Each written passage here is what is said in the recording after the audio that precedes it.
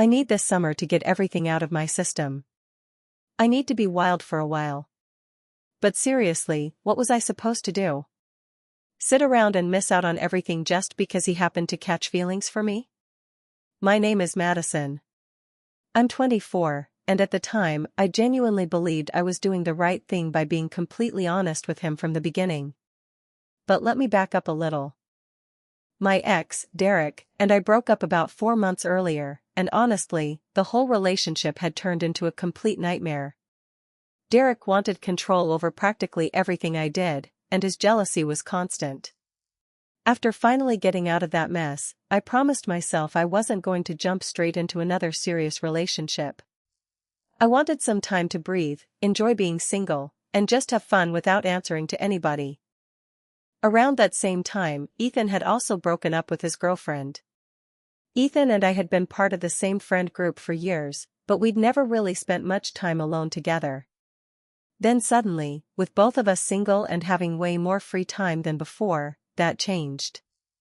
At first, it was nothing serious. We'd grab coffee and complain about our exes to each other. Then we started going to parties together, watching movies at his place, or just wandering around downtown on weekends with nowhere particular to be. Before I even realized what was happening, we were texting each other throughout the entire day and hanging out 3 or 4 times a week. Ethan was hilarious, too. He had this dry, sarcastic sense of humor that could catch me completely off guard. More importantly, he actually listened when I talked. And I mean really listened. Not like those guys who nod along while you're speaking but are obviously just waiting for you to shut up so they can start talking again. My friend Chloe kept insisting that Ethan was into me, but every time she brought it up, I brushed her off. We're just friends, I'd tell her. We're both recovering from crappy relationships. That's all. Although, if I'm being completely fair, I had definitely noticed how good Ethan looked in his work clothes. I'd noticed the way his eyes lit up whenever he laughed, too. Still, I wasn't about to risk a good friendship for some temporary romance. And I definitely wasn't ready to give up my freedom again. Then one night, Ethan and I were hanging out at his place watching some true crime documentary. We'd ordered Thai food, had a couple of beers, and were just relaxing together on the couch. During one particularly boring part of the documentary, we somehow started talking about dating apps. I pulled out my phone and showed him a profile I'd made mostly as a joke. We started laughing about it, and at some point, we ended up sitting closer together than usual. Then one of those moments happened. You know the kind. The laughter slowly dies down, but neither person looks away. We just stared at each other. Ethan leaned toward me and kissed me. And I kissed him back. I'm not going to lie. It was good. Like, surprisingly good. But afterward, Ethan looked at me with this serious expression and said, I think I'm falling for you, Maddie. My stomach dropped. One part of me was thrilled to hear him say that. But another, much bigger part of me immediately panicked. I'd just gotten out of a relationship. Summer was right around the corner, and I'd already made plans for how I wanted to spend it. I wanted to go out, flirt with random guys, dance on tables, stay out too late, and basically do all the stupid, fun things I'd felt like I couldn't do while I was tied down in a relationship. So I decided to tell Ethan exactly how I felt. I think I could fall for you too, I said. But I'm not ready yet. I need this summer to get everything out of my system. I need to be wild for a while. Maybe when summer's over, we can actually try this for real. At the time, I thought he'd appreciate me being honest. Instead, I watched his expression change. He clearly tried not to show how much my answer bothered him. He told me he understood, acted like everything was fine, and didn't argue with me. But after that night, things between us started changing. His replies became shorter and less frequent. Instead of hanging out 3 or 4 times a week, I was lucky if I saw him once a week. And even then, it was usually with the rest of our friends around. I'd see him laughing and joking with Marcus and everyone else like nothing had happened. With me, though, he was polite. Way too polite. It felt like watching someone slowly back away from you without ever actually saying they were leaving. I figured Ethan just needed some time to sort out his feelings, and honestly, I thought that was fair. Besides, I had my own plans. I downloaded a dating app, and Chloe and I started planning nights out together. By June, I was completely committed to my summer of freedom idea. Brunches, rooftop bars, beach days, and dates with random guys I'd matched with online. I was having exactly the kind of summer I'd told myself I wanted. But every once in a while, usually after another painfully boring date, I'd catch myself wondering what Ethan was doing. Something funny would happen, and my first instinct would be to text him about it. Whenever our friend group got together, I'd tell him stories about my terrible dates, expecting him to laugh the way he used to. But he didn't. Usually, he'd just nod, give me some short response, or find a reason to change the subject. I didn't realize how badly I missed our friendship until one afternoon when I saw him talking to some blonde girl at a barbecue. She laughed at every joke he made. She kept touching his arm while they talked, and Ethan clearly seemed interested in her. Immediately, I felt this uncomfortable burning sensation in my chest. I refused to call it jealousy. Because why would I be jealous? Wasn't this exactly what I'd wanted? We were both supposed to be single. We were both supposed to enjoy ourselves. Still, watching him smile at her the same way he'd once smiled at me made me want to walk over there and remind him about what we'd talked about. About our plan for the end of summer. But I didn't. Instead, I finished my drink and found somebody else to talk to. As summer continued, I kept going on dates just like I'd planned, but none of the guys really interested me. One guy could talk about nothing except his car. Another wouldn't shut up about crypto. And most of the others seemed interested in only one thing, keeping everything casual with absolutely no commitment. Meanwhile, Ethan appeared to be enjoying single life in his own way. He started hiking more. He tried restaurants he'd always wanted to visit. He even signed up for guitar lessons, something he'd talked about doing forever. And then there was Sophia. She'd been around our wider friend group for a while, so Ethan already knew her, but sometime that summer, the two of them suddenly started spending a lot more time together. They weren't officially dating, at least not yet, but everyone could see where things were heading. They showed up to parties together. They always sat next to each other. And more often than not, they left together too. Eventually, I couldn't keep pretending I didn't notice. "I thought you weren't looking for anything serious right now," I said when I finally managed to get Ethan alone at a pool party. We were standing near the drinks table, and I'd waited until Sophia walked away to use the bathroom. "I wasn't looking for anything," he replied. "Sometimes things just happen." I tried to act casual. "So what's so special about her?" I meant for it to sound playful. It absolutely did not. Ethan let out a tired sigh. "Madison, what exactly do you want from me?" That question caught me completely off guard. I stumbled over my words before finally saying, "Summer's almost over." He stared at me for several seconds. "Yeah," he finally said. "It is." Then he grabbed another beer and walked back over to where Sophia was talking with Chloe. That was when the truth really started sinking in. Ethan was moving on. Then Labor Day weekend arrived, basically marking the unofficial end of summer. Back in May, I'd told Ethan that once summer was over, maybe we'd finally give us a real chance. But while scrolling through Instagram, I saw a picture of him and Sophia at some country house with a group of friends. Looking at the two of them together, I suddenly realized that the agreement I'd been holding on to probably didn't mean anything to him anymore. So I texted him. "Hey, can we talk? Coffee tomorrow at Riley's?" To my surprise, he agreed. When I walked into the cafe the next day, Ethan was already sitting there. And, annoyingly enough, he looked really good. He was wearing this dark blue shirt that made his eyes stand out even more than usual. Meanwhile, I'd spent nearly an hour getting ready while doing everything possible to make it look like I hadn't tried at all. After sitting down, I decided there was no point dancing around the reason I'd asked him there. Remember back in May, when you told me how you felt about me? I asked. And I told you I needed the summer first, but maybe afterward we could give this a real shot? I smiled at him. Well, summer's over. And I've been thinking about us a lot. I paused for a second before saying what I'd come there to say. I think I'm ready for something real with you. The silence afterward was brutal. Ethan stared down at his coffee for a moment. Then he slowly looked back up at me. Madison, Ethan finally said, I don't feel that way about you anymore. Even though part of me had expected those words, hearing them out loud still felt like getting slapped across the face. What do you mean? I asked. Is this because of Sophia? No.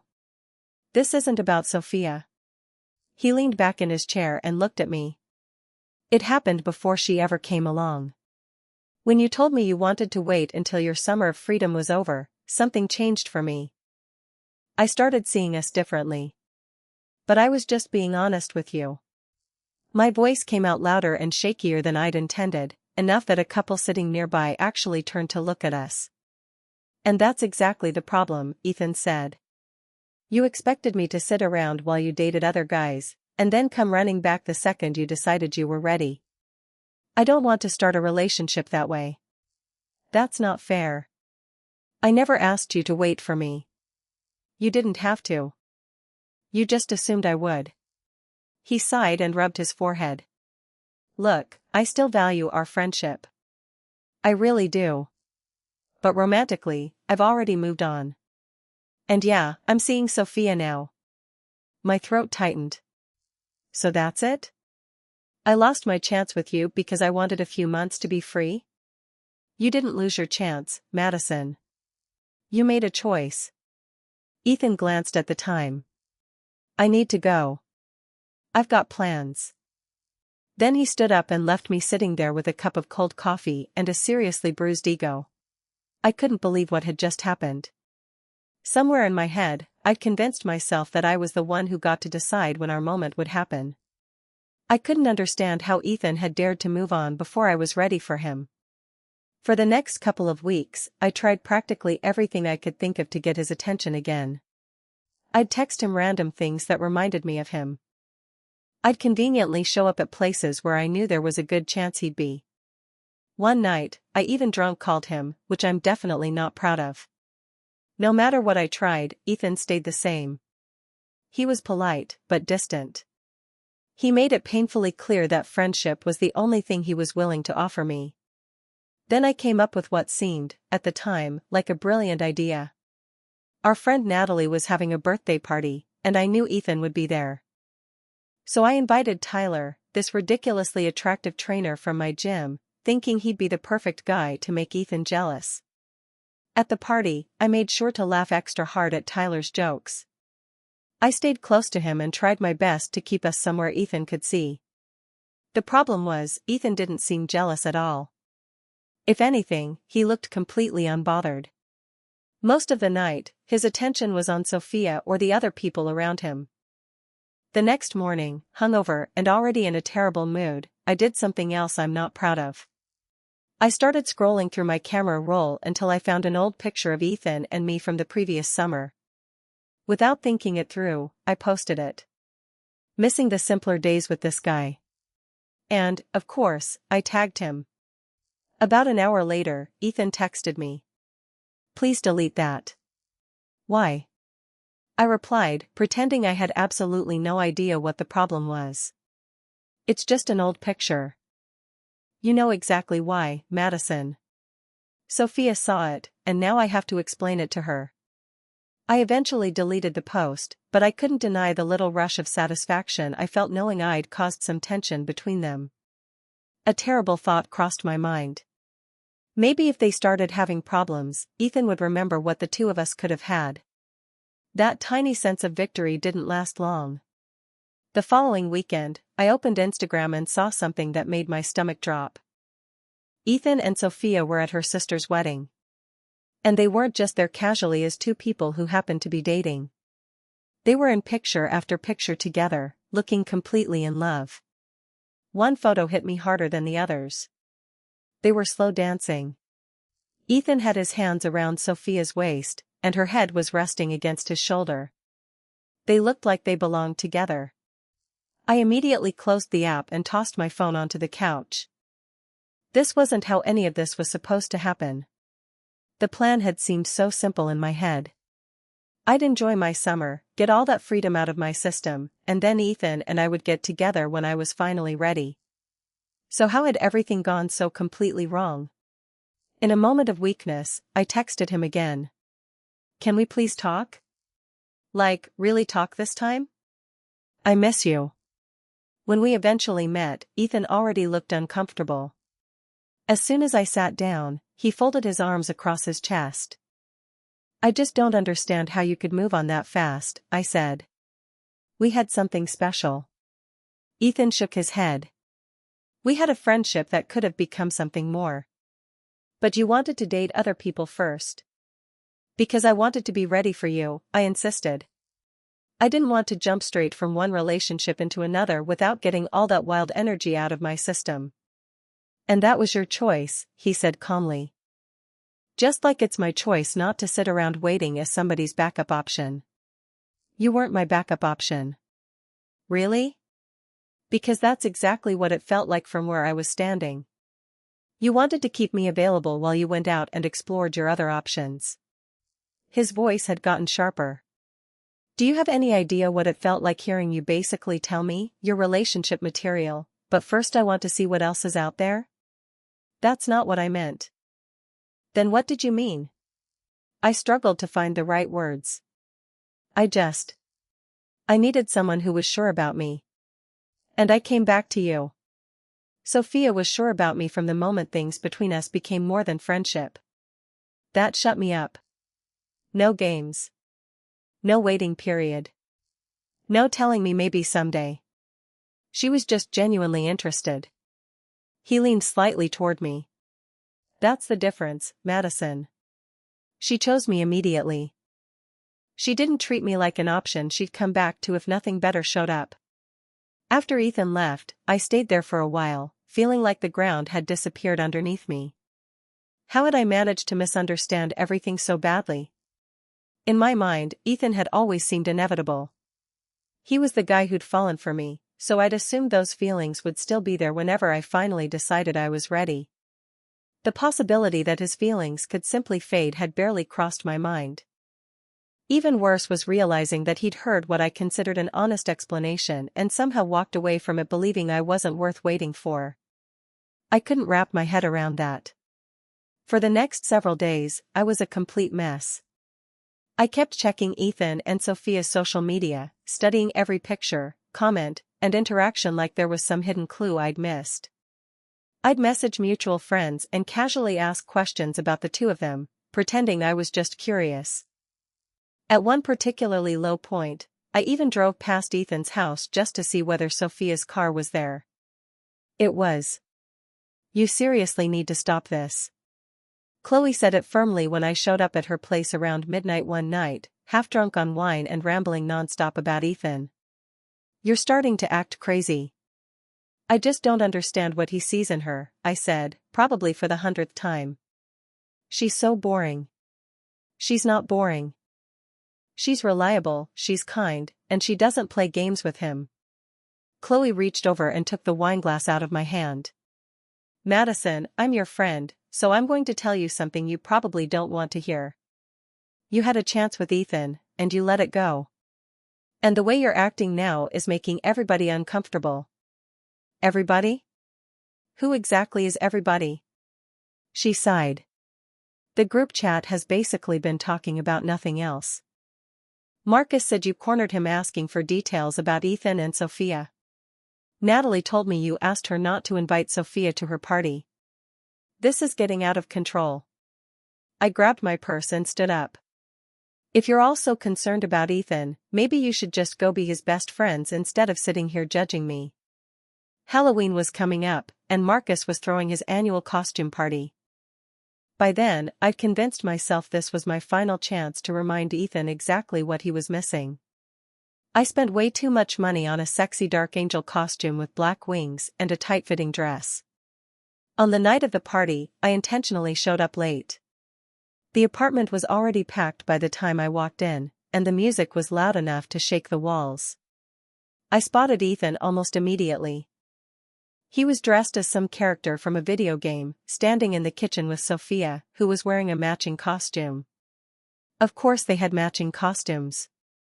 After 3 drinks, I finally felt confident enough to do something. Eventually, Sophia wandered off and Ethan was left alone in the kitchen, grabbing a beer from the refrigerator. This was my chance. I walked toward him, casually adjusting my black wings as I approached. "Hey, stranger," I said, giving him a light tap on the shoulder. Ethan turned around.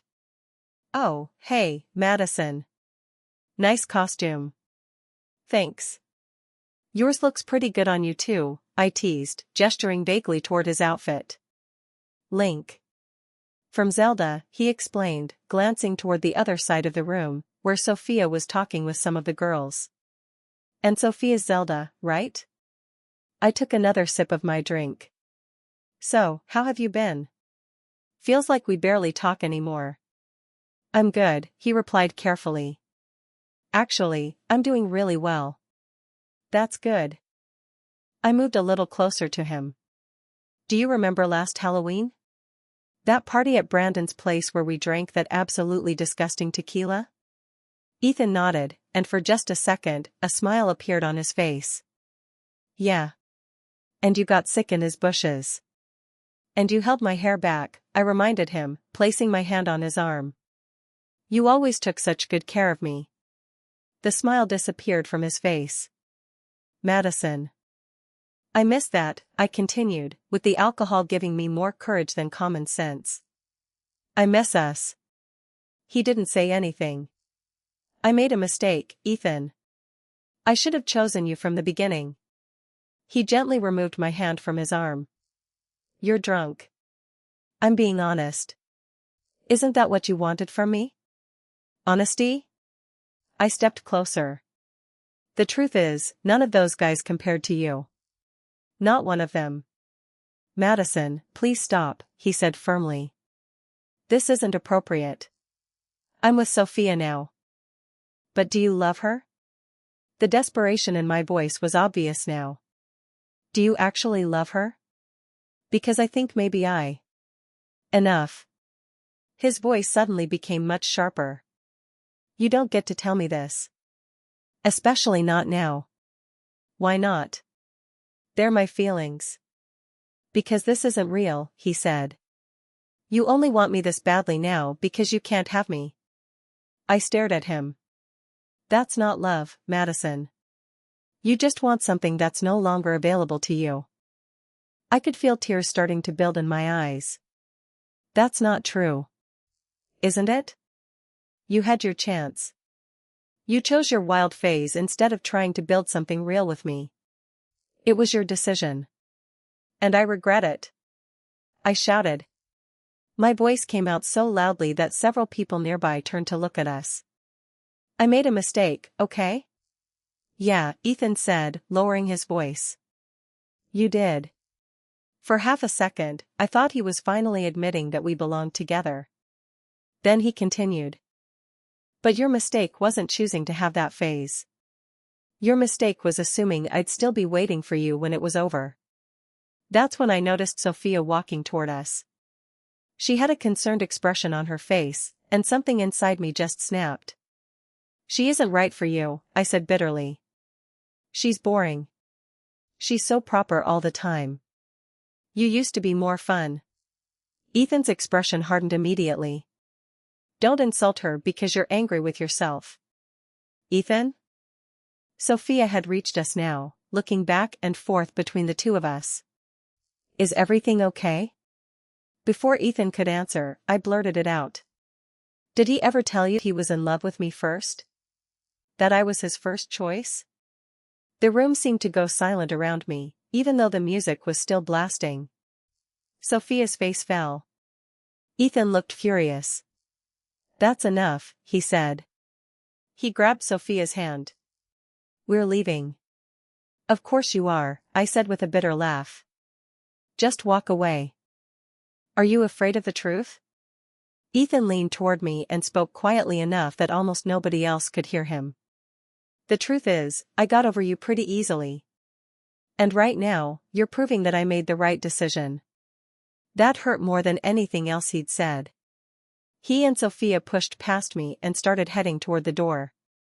But I was drunk, humiliated, and furious. So instead of shutting my mouth, I made everything worse. Ask him what really happened between us. I shouted after them. Suddenly, Marcus appeared beside me and grabbed my arm. We're leaving. What? Now.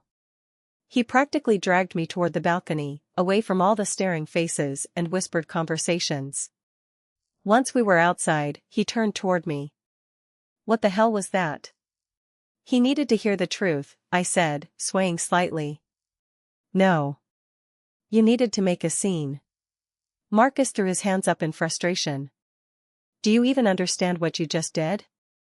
You're actively trying to destroy their relationship because you can't handle being rejected. I didn't want to hear it. A little later, while I was standing outside waiting for my Uber, I did something I would regret more than anything else that night. I opened Instagram and went to Sophia's profile. I found a recent picture of her and Ethan together and took a screenshot. Then I opened my messages with Ethan and typed something awful. Does she know what happened between us after Brandon's party last year, when you were still with your ex? I attached the screenshot. And then I hit send. The worst part was that it wasn't even true. Nothing had happened between Ethan and me while he was still with his ex. I knew that. But in my drunken, jealous state, planting that little seed of doubt felt like the last card I had left to play. The next morning, I woke up with the worst hangover of my life. My head was pounding, my mouth felt like sandpaper, and as pieces of the previous night started coming back to me, an overwhelming feeling of dread settled into my stomach. Then I remembered the message. Oh God. What had I done? I'd deliberately tried to destroy Ethan's relationship with a complete lie. Chloe called me sometime around noon. Madison, what were you thinking? Do you even understand what you did? I was drunk and stupid, I said. I know. I'm sorry. It's a little late for sorry. Sophia was devastated. She thought Ethan had cheated on her with you. My stomach twisted. He had to convince her that you were lying. And you were lying, right? Yeah, I admitted quietly. Nothing happened between us back then. There was silence on the other end. I wanted to hurt them. Well, congratulations. Mission accomplished. The disgust in Chloe's voice was impossible to miss. Ethan showed the message to a few people, Madison. It's gotten around. Everybody knows what you did. The next few weeks were probably the loneliest I'd ever experienced. Invitations to group hangouts suddenly stopped coming. I'd open social media and see pictures of all my friends having dinner, going to bars, or hanging out at someone's apartment without me. Ethan blocked me everywhere. Instagram, texts, everything. Chloe was basically the only person from the group who still spoke to me, and even she kept her distance. I couldn't really blame her. About a month after the Halloween disaster, I was grocery shopping on a rainy Sunday afternoon. I turned down one of the aisles and nearly crashed my cart directly into another one. Then I looked up. Ethan and Sophia. They were shopping together. Not dressed up for a party. Not posing for some Instagram picture. Just doing something completely ordinary together.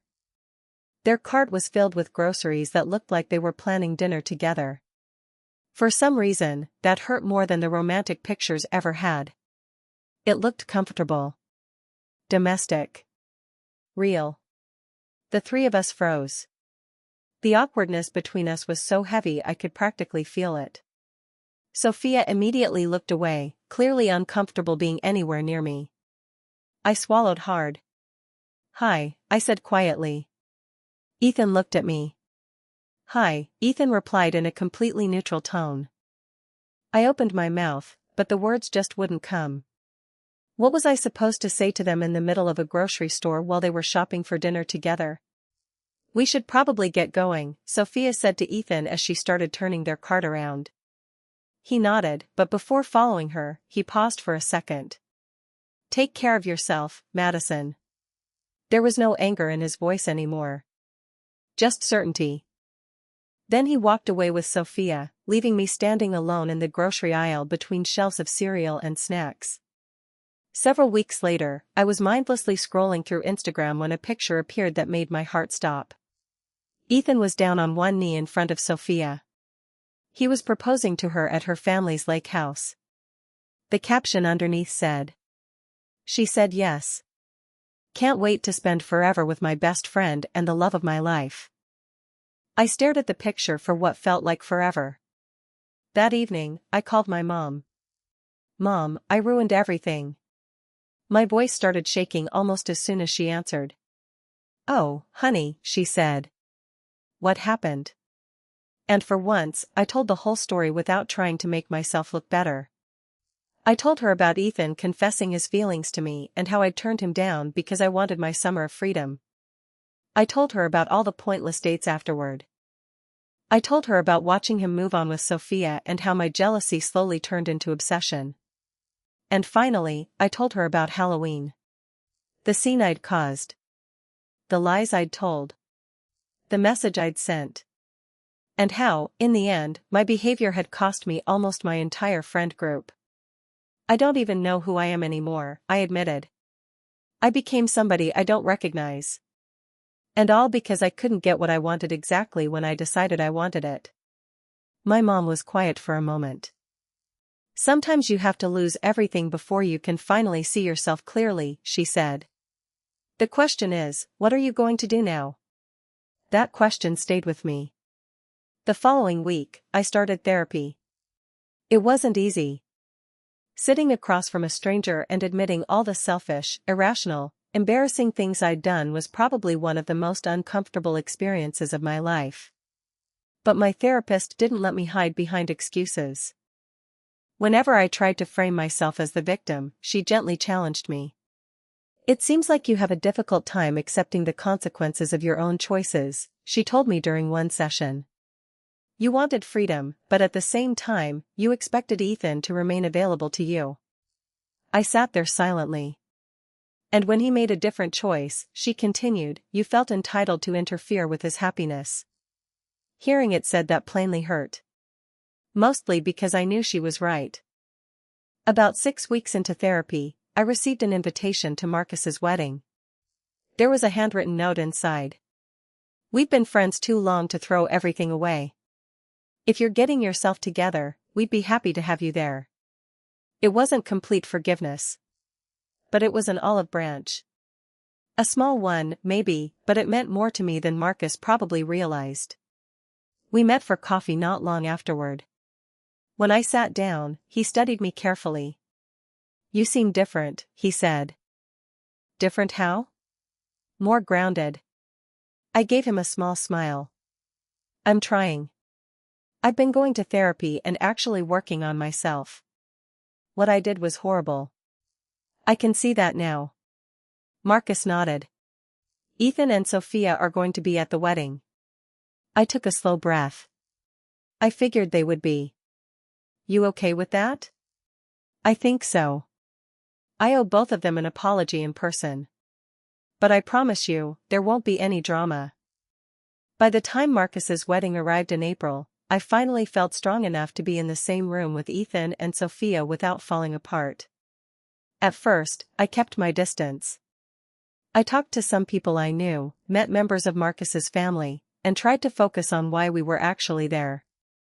Eventually, though, I spotted Ethan and Sophia across the reception hall. They were sitting at a table with some friends, laughing about something. And for the first time, seeing them happy didn't fill me with rage or jealousy. Instead, it reminded me of something I desperately needed to understand. Life kept moving even when I wasn't at the center of it. I took a deep breath, straightened my dress, and decided it was time. This wasn't about getting Ethan back. It wasn't about getting forgiveness. It was about finally taking responsibility for what I'd done. I walked toward their table. Sophia's engagement ring caught the light as she moved her hand while talking. When there was a quiet moment in the conversation, I stepped closer. "Hey," I said softly. "I won't keep you guys long." They both looked at me. "I just wanted to congratulate you on the engagement. And I wanted to sincerely apologize for the way I behaved." Neither of them interrupted me. What I did was awful. I crossed boundaries, I lied, and I tried to hurt both of you because I couldn't accept the consequences of my own choices. Neither of you deserved that. There was a short silence. "Thank you," Sophia finally said. Her voice was cold, but there wasn't any hatred behind it. Ethan simply nodded. And that was enough. That's all I wanted to say. "Have a good night." I turned around and started walking away. I wasn't expecting forgiveness. I wasn't expecting Ethan to suddenly want to be my friend again. And for once, I wasn't asking for anything in return. "Madison." I stopped when I heard Ethan call my name. I turned around. "I hope you're doing okay," he said. "Nothing more. Just that." "I'm working on it," I replied with a small smile. "And I'm genuinely happy for both of you." Then I walked away. Later that evening, I was sitting alone watching couples dance when Chloe dropped into the chair beside me. "I'm proud of you," she said, gently bumping her shoulder against mine. "For what?" "I saw you talking to Ethan and Sophia." "I know that couldn't have been easy." "It wasn't," I admitted. "But I needed to do it." Driving home that night, I found myself thinking about the conversation Ethan and I had almost a year earlier. Back in May, I'd basically told him that I wasn't ready for a relationship until I'd gotten everything else out of my system. Such simple words. At the time, they hadn't seemed cruel or selfish to me.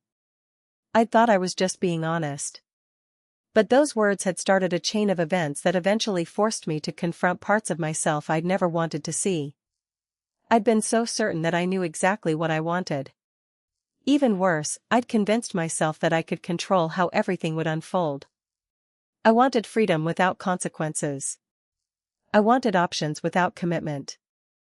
And I wanted Ethan to remain available without respecting his right to make his own choices. The truth was, Ethan had every right to move on. Not because I wasn't worth waiting for, but because the way I'd treated the situation showed that I was thinking about relationships almost entirely in terms of what I wanted. I'd been so focused on defending my right to explore other possibilities that I never stopped to think about what my decision communicated to him. From Ethan's perspective, I was basically telling him that what he offered wasn't enough for me yet. I expected him to accept the role of my backup plan. And then I acted genuinely shocked when he refused. When I reached my apartment complex, I parked the car but didn't immediately get out. Instead, I sat there for a while, staring at the moon through the windshield. My mother's words came back to me. "Sometimes you have to lose everything before you can see yourself clearly." And in a way, I had lost everything. I lost Ethan. I lost most of my friends, at least for a while. And somewhere along the way, I'd lost a lot of respect for myself. But inside all that loss, I found something I hadn't expected. Maybe it wasn't wisdom exactly. Maybe it was just the beginning of it. I finally understood that other people's feelings mattered just as much as mine. I learned that timing can change everything when it comes to relationships. I learned that choices have consequences, and sometimes an apology can't undo the damage you've caused. Most importantly, I realized that even though I couldn't go back and change what I'd done, I could still decide what kind of person I wanted to become. I didn't want to be the selfish woman who expected the entire world to stay frozen until she was ready. I wanted to be someone who could admit when she'd been wrong. Someone who respected other people's choices. Someone who learned from her mistakes instead of repeating them. I couldn't rewrite the past. But I could make sure I didn't become that version of myself again.